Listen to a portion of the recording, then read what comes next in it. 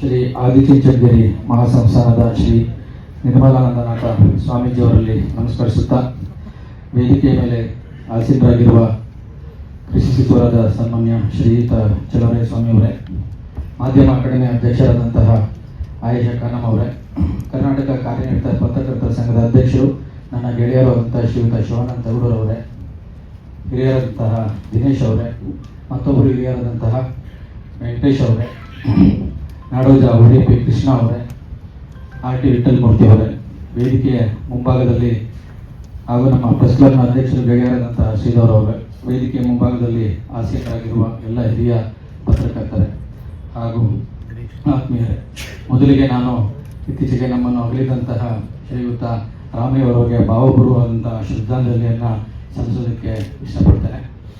ನನಗೂ ಕೂಡ ರಾಮಯ್ಯ ಸರ್ ಅವರ ಒಡನಾಟ ಭಾಳ ಕಡಿಮೆ.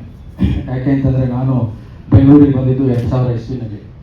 ಆಗ ಅವರು ಸಕ್ರಿಯರಾಗಿದ್ದರು. ಆದರೆ ಈಗ 2023ರಲ್ಲಿ ಸನ್ಮಾನ್ಯ ಮುಖ್ಯಮಂತ್ರಿ ಸಿದ್ದರಾಮಯ್ಯ ಅವರು ಮುಖ್ಯಮಂತ್ರಿಗಳಾದ ನಂತರ ನನಗೆ ಆಗಾಗ ತಿಂಗಳು 1 ಸತಿ 2 ಸತಿ ಫೋನ್ ಮಾಡೋರು, ಹೇಗಿದ್ದಾರೆ ಮುಖ್ಯಮಂತ್ರಿಗಳು ಅಂತ ಕೇಳೋರು, ಮತ್ತು ಯಾವುದಾದ್ರೂ ಇಶ್ಯೂಸ್ ಇದ್ದರೆ ಅದ್ರ ಬಗ್ಗೆ ನನಗೆ ಸಲಹೆ ಸೂಚನೆಗಳನ್ನು ಕೂಡ ಕೊಡೋರು.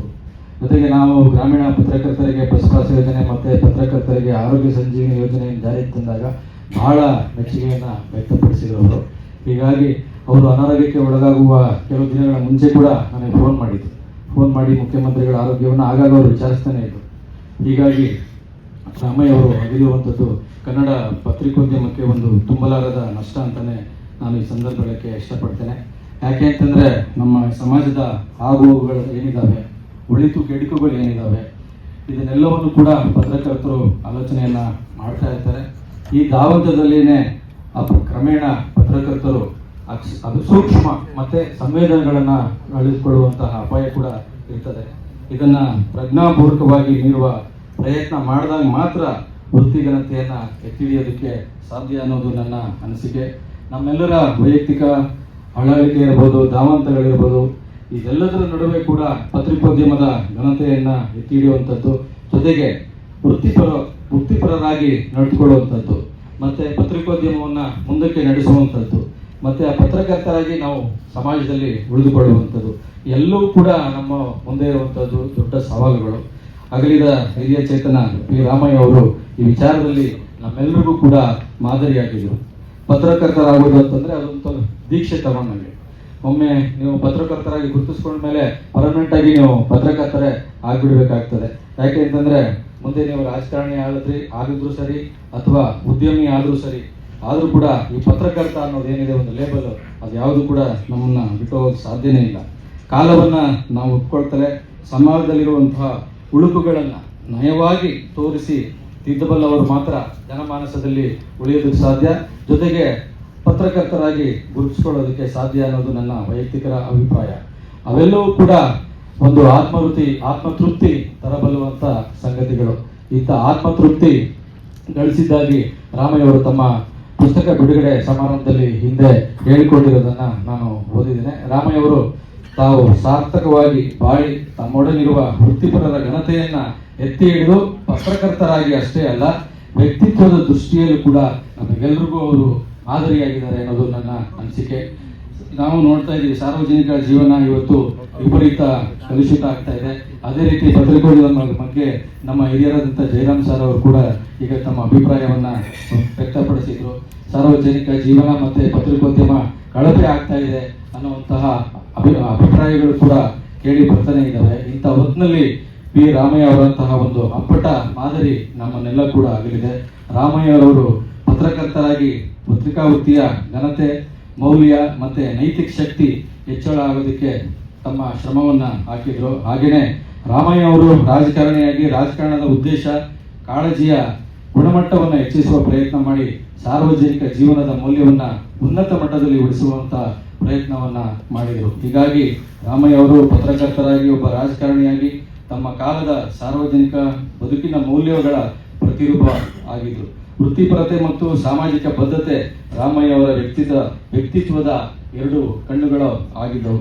ಸುದ್ದಿಯನ್ನು ಅವರು ಯಾವ ರೀತಿ ಗ್ರಹಿಸ್ತಾ ಇದ್ರು, ಸುದ್ದಿ ಮನೆಯಲ್ಲಿ ಅವರು ಯಾವ ರೀತಿ ನಡ್ಕೊಳ್ತಾ ಇದ್ರು ಅನ್ನೋದನ್ನ ಅವರ ಒಡನಾಟವನ್ನು ಹೊಂದಿದಂತಹ ಜಯರಾಮ್ ಸರ್ ಅವರು ಈಗಾಗಲೇ ಹೇಳಿದ್ದಾರೆ. ಆಶಾ ಮೇಡಮ್ ಅವರು ಕೂಡ ತಮ್ಮ ಮುಂದೆ ಮಂಡಿಸಿದ್ದಾರೆ. ಆಗ ಸಮಾಜಮುಖಿಯಲ್ಲದ ಪತ್ರಕರ್ತರಿಗೆ ವೃತ್ತಿಯಲ್ಲಿ ಜಾಗ ಇರಲಿಲ್ಲ. ಸಮಾಜಮುಖಿಯಲ್ಲದ ಬರಹಗಳಿಗೆ ಮತ್ತೆ ಯಾವುದೇ ಅಭಿಪ್ರಾಯಗಳಿಗೆ ಪತ್ರಿಕೆಗಳಲ್ಲಿ ಜಾಗ ಕೂಡ ಸಿಗ್ತಾ ಇರಲಿಲ್ಲ. ಆದರೆ ಇವತ್ತಿನ ದಿನಗಳಲ್ಲಿ ನಾವು ಪತ್ರಿಕೋದ್ಯಮ ಯಾವ ದಿಕ್ಕಿಗೆ ಸಾಗ್ತಾ ಇದೆ ಅನ್ನೋದನ್ನ ನಾವು ನೋಡ್ತಾ ಇದ್ದೇವೆ. ಜಯರಾಮ್ ಸರ್ ಹೇಳ್ತಾ ಇದ್ರು, ಪತ್ರಕರ್ತರನ್ನ ನೀವು ಆದಷ್ಟು ದೂರ ಇಡೋದು ಒಳ್ಳೆಯದು ಅಂತ. ಹೀಗಾಗಿ ಎಲ್ಲರೂ ಕೂಡ ಒಂದು ಸಮಾಜದಲ್ಲಿ ಪತ್ರಿಕೋದ್ಯಮದ ಬಗ್ಗೆ ಈ ರೀತಿ ಅಪಸ್ವರದ ಮಾತುಗಳು ಕೂಡ ನಾವು ಕೇಳ್ತಾ ಇದ್ದೀವಿ. ನಾವು ಮೊದಲೇ ಹೇಳಿದಂಗೆ ಹಿಂದೆಲ್ಲ ಪತ್ರಿಕೋದ್ಯಮದಲ್ಲಿ ನಾವು ಹೊಸದಾಗಿ ಬಂದಾಗ ಒಂದು ಹೊಸ ಹೊಸ ಅನ್ವೇಷಣೆಗಳನ್ನ ಹುಡುಕ್ತಾ ಇದ್ರು. ಅದು ಮಾನವೀಯ ಮೌಲ್ಯದ ವರದಿಗಳಾಗಿರ್ಬೋದು, ಅಥವಾ ತನಿಖಾ ಪತ್ರಿಕೋದ್ಯಮದ ವರದಿಗಳಾಗಿರ್ಬೋದು, ಚುನಾವಣೆ ಸಂದರ್ಭಗಳಾಗಿರ್ಬೋದು, ಅಥವಾ ಸರ್ಕಾರದ ಮಟ್ಟದಲ್ಲಿ ನಡೆಯುವಂತಹ ಹಗರಣಗಳು, ಇವೆಲ್ಲವನ್ನು ಕೂಡ ಎಳೆಯಾಗಿ ಬಿಚ್ಚಿಡುವಂತಹ ಪ್ರಯತ್ನಗಳನ್ನು ಆಗಿನ ದಿನಗಳಲ್ಲಿ ಪತ್ರಕರ್ತರು ಮಾಡ್ತಾ ಇದ್ರು. ಆದರೆ ಇವತ್ತು ನಮ್ಮ ಎಲೆಕ್ಟ್ರಾನಿಕ್ ಮೀಡಿಯಾ ಬಂದ್ಮೇಲೆ ನಮ್ಮ ಪತ್ರಿಕೋದ್ಯಮದ ಉದ್ದೇಶ ಮತ್ತೆ ಸ್ವರೂಪ ಎರಡೂ ಕೂಡ ಬದಲಾಗಿರೋದನ್ನ ನಾವು ನೋಡ್ತಾ ಇದ್ದೀವಿ. ಇವತ್ತು ರಾಜಕಾರಣ ಎಲ್ಲ ಕಡೆ ರಾಜಾಡಿಸ್ತಾ ಇದೆ. ಈಗ ನಾವು ದಿನನಿತ್ಯ ಪತ್ರಿಕೆಗಳಲ್ಲಾಗಿರ್ಬೋದು, ಟಿವಿಗಳಲ್ಲಾಗಿರ್ಬೋದು, ರಾಜಕಾರಣ ಬಿಟ್ಟರೆ ಜನರ ಬದುಕು ಮತ್ತೆ ಭಾವನೆಗಳಿಗೆ ಸಂಬಂಧಪಟ್ಟ ಯಾವುದೇ ವಿಷಯಗಳಿಗೆ ಆಸ್ಪದವಿಲ್ಲ. ಜಯರಾಮ್ ಸರ್ ಅವರ ಮಾತುಗಳಿಗೆ ಪೂರಕವಾಗಿ ನಾನು ವಿಷಯವನ್ನ ಹೇಳ್ಬೇಕಾಗುತ್ತೆ. ಯಾಕೆ ಅಂತಂದ್ರೆ ಈ ರಾಜಕಾರಣದಲ್ಲಿ ಏನೇನು ಇತ್ತೀಚಿನ ದಿನಗಳಲ್ಲಿ ಬೆಳವಣಿಗೆಗಳಾಗ್ತಾ ಇದ್ದಾವೆ. ಮೊನ್ನೆ ಹಾವೇರಿನಲ್ಲಿ ಒಂದು ಕಾರ್ಯಕ್ರಮ ಇತ್ತು. ಆ ಕಾರ್ಯಕ್ರಮದಲ್ಲಿ ಉಪಮುಖ್ಯಮಂತ್ರಿಗಳು ಮತ್ತೆ ಮುಖ್ಯಮಂತ್ರಿಗಳು ಇಬ್ಬರು ಭಾಗವಹಿಸಿದರು. ಅದು 1 ಲಕ್ಷ ಜನರಿಗೆ ಹಕ್ಕುಪತ್ರಗಳನ್ನು ಕೊಡುವಂತ ಒಂದು ಕಾರ್ಯಕ್ರಮ. ಅದು ಬಹಳ ದೊಡ್ಡ ಮಟ್ಟದಲ್ಲಿ ಕಾರ್ಯಕ್ರಮ ಆಗಿತ್ತು. ಆದ್ರೆ ಆ ಕಾರ್ಯಕ್ರಮದಲ್ಲಿ ನಾವು ಏನು ಹೈಲೈಟ್ ಮಾಡಬೇಕಾಗಿತ್ತು ಅದನ್ನ ಮಾಡಲೇ ಇಲ್ಲ. ನನಗೆ ಯಾರೋ ಒಬ್ಬರು ಪತ್ರಕರ್ತರು ಕೇಳಿದ್ರು, sir CM DCM shake hand ಮಾಡಲೇ ಇಲ್ವಂತೆ ಕಾರ್ಯಕ್ರಮದಲ್ಲಿ ಅಂತ.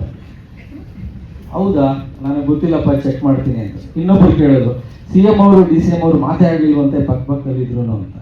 ನಾನು ಇಲ್ಲಪ್ಪ, ಈಗ ಮಾತಾಡೋದು ಅಂದ್ರೆ ಮಾತಾಡ್ತಾ ಇದ್ರಲ್ಲ. ಇಲ್ಲ ಸರ್, ಒಂದೇ ಸರಿ ಮಾತಾಡಿದವರು ಆಮೇಲೆ ಮಾತಾಡಲೇ ಇಲ್ಲ ಅಂತ. ಹೀಗಾಗಿ ನಾವು ಅಲ್ಲಿ ಲಕ್ಷ ಜನರಿಗೆ ಹಕ್ಕುಪತ್ರ ಕೊಟ್ಟಂತ ವಿಚಾರ ಮರೆತೇ ಹೋಯ್ತು. ಈ ಮಾತಾಡ್ಕೊಳ್ಳೋದು ಶೇಕ್ ಹ್ಯಾಂಡ್ ವಿಚಾರ ಮುನ್ನೆಲೆಗೆ ಬಂತು. ಹೀಗಾಗಿ ಜಯರಾಮ್ ಸರ್ ಅವರು ಹೇಳಿದ ಮಾತುಗಳಲ್ಲಿ ನಿಜವಾಗ್ಲೂ ಕೂಡ ಸತ್ಯ ಇದೆ ಅಂತ ನನ್ನ ಅನಿಸಿಕೆ. ಯಾಕೆ ಅಂತಂದ್ರೆ ರಾಮಯ್ಯವರು ತಮ್ಮ ಪುಸ್ತಕದಲ್ಲಿ ಹಲವಾರು ವಿಚಾರಗಳನ್ನ ಬರೆದಿದ್ದಾರೆ.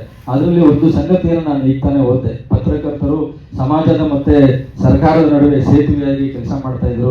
ಜನರ ಕಷ್ಟ ಸುಖ ಇರ್ಬೋದು, ಅವರ ದುಃಖ ದುಮ್ಮಾನವನ್ನ ಸರ್ಕಾರದ ಗಮನಕ್ಕೆ ತರುವಂತ ಪ್ರಾಮಾಣಿಕ ಪ್ರಯತ್ನವನ್ನ ಪತ್ರಕರ್ತರು ಅಂದಿನ ದಿನಗಳಲ್ಲಿ ಮಾಡ್ತಾ ಇದ್ರು ಅಂತ. ಈಗಲಾದ್ರೂ ಕೂಡ ನಾವು ರಾಮಯ್ಯ ಅವರ ದಾರಿನಲ್ಲಿ ನಡೆಯುವಂತಹ ಪ್ರಯತ್ನವನ್ನ ಇಂದಿನ ಪೀಳಿಗೆಯ ಪತ್ರಕರ್ತರು ಮಾಡಬೇಕು ಅನ್ನೋದು ನನ್ನ ಅಭಿಪ್ರಾಯ. ಯಾಕೆ ಅಂತಂದ್ರೆ ರಾಮಯ್ಯ ಅವರು ಹಲವಾರು ಯುವಕರಿಗೂ ಕೂಡ ಮಾರ್ಗದರ್ಶನವನ್ನ ಮಾಡ್ತಾ ಇದ್ರು. ಈಗಾಗಲೇ ಆಶಾ ಮೇಡಮ್ ಅವರು ಹೇಳಿದ್ರು, ಸುದ್ದಿ ಅವತ್ತು ಕಂಪ್ಯೂಟರ್ ಇಲ್ಲದೆ ಇರೋ ಕಾಲದಲ್ಲಿ, ಇಂಟರ್ನೆಟ್ ಇಲ್ಲದೆ ಇರುವಂತಹ ಕಾಲದಲ್ಲಿ ಹಲವಾರು ಯುವ ಪತ್ರಕರ್ತರಿಗೆ ಅವರು ಮಾರ್ಗದರ್ಶನವನ್ನ ಮಾಡ್ತಾ ಇದ್ರು. ರಾಮಯ್ಯವರ ಅಂತಹ ಹಿರಿಯ ಪತ್ರಿಕೋದ್ಯಮದ ನೈತಿಕ ಸ್ಥೈರ್ಯ ಕೂಡ ಅವರು ಆಗಿದ್ರು. ಅವರು ನಿರ್ಗಮಿಸಿದಾಗ ಕೇವಲ ಒಬ್ಬ ಪತ್ರಕರ್ತನ ನಿರ್ಗಮನ ಆಗಲಿಲ್ಲ, ಬದಲಿಗೆ ಒಂದು ಕಾಲಘಟ್ಟದ ಪತ್ರಿಕಾ ಮೌಲ್ಯದ ಅಂತ್ಯದಂತೆ ಭಾಸವಾಗುತ್ತದೆ ಅಂತ ನಮ್ಮ ಹಿರಿಯ ಪತ್ರಕರ್ತರಾದ ದಿನೇಶ್ ಅಮೀನ್ಮಠ್ ಅವರು ಕೂಡ ಅವರ ಬರವಣಿಗೆಯಲ್ಲಿ ಹೇಳ್ಕೊಂಡಿದ್ದಾರೆ. ಯಾಕೆಂತಂದ್ರೆ ಪಿ ರಾಮಯ್ಯ ಅವರು ಬರೆದ ನಾನು ಹಿಂದೂ ರಾಮಯ್ಯ, ಅವರು ಹಿಂದೂ ರಾಮಯ್ಯ ಅಂತಾನೆ ಫೇಮಸ್. ಬರೀ ರಾಮಯ್ಯ ಅಂದ್ರೆ ಯಾರಿಗೂ ಗೊತ್ತಾಗ್ತಾ ಇರಲಿಲ್ಲ, ಹಿಂದೂ ರಾಮಯ್ಯ ಅಂತಾನೆ ಫೇಮಸ್ ಆಗಿದ್ರು ಅವರು.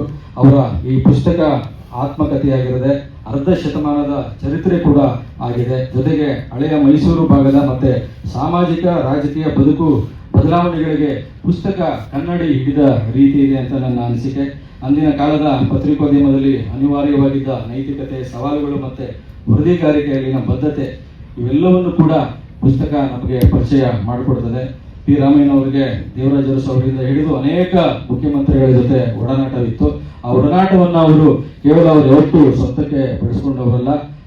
ಜನರ ಕಾಳಜಿ ಏನಿತ್ತು, ಜನರ ಬಗೆಗಿನ ಕಾಳಜಿ ಮತ್ತೆ ಜನರ ಸಮಸ್ಯೆಗಳನ್ನ ಮುಖ್ಯಮಂತ್ರಿಗಳಿಗೆ ಅವರು ವಿವರಿಸುವಂತ ಪ್ರಯತ್ನವನ್ನು ಕೂಡ ಮಾಡ್ತಾ ಇದ್ರು. ಹೀಗಾಗಿ ವೃತ್ತಿ ಧರ್ಮವನ್ನ ಕಾಪಾಡೋದಕ್ಕೆ ಅವರು ತಮ್ಮ ಪತ್ರಿಕೋದ್ಯಮವನ್ನ ಬಳಸ್ಕೊಂಡಿದ್ರು ಅಂತ ನಾನು ಈ ಸಂದರ್ಭದಲ್ಲಿ ಇಷ್ಟಪಡ್ತೇನೆ. ಇವತ್ತು ರಾಮಯ್ಯ ಅವರು ಆಗಲಿ ಒಬ್ಬ ಅಪರೂಪದ ಪತ್ರಕರ್ತರು ನಮ್ಮ ಜೊತೆ ಇಲ್ಲವಾಗಿದೆ. ಆದರೂ ಕೂಡ ಅವರ ಆದರ್ಶ ಮತ್ತು ಮೌಲ್ಯಗಳು ಯಾವತ್ತೂ ನಮ್ಮ ಜೊತೆಗೆ ಇರ್ತದೆ ಅಂತ ನಾನು ಈ ಸಂದರ್ಭದಲ್ಲಿ ಹೇಳ್ತಾ, ಈ ಕಾರ್ಯಕ್ರಮದಲ್ಲಿ ಭಾಗವಹಿಸಲಿಕ್ಕೆ ನನಗೆ ಅವಕಾಶವನ್ನು ಮಾಡಿಕೊಟ್ಟಂತ ಎಲ್ಲರಿಗೂ ಧನ್ಯವಾದಗಳನ್ನು ತಿಳಿಸಿ, ನನ್ನ ಮಾತುಗಳನ್ನು ಆಲಿಸಿದ ತಮ್ಮೆಲ್ಲರಿಗೂ ಕೃತಜ್ಞತೆಯನ್ನು ತಿಳಿಸಿ ನನ್ನ ಮಾತುಗಳನ್ನು ಮುಗಿಸ್ತೇನೆ. ನಮಸ್ಕಾರ.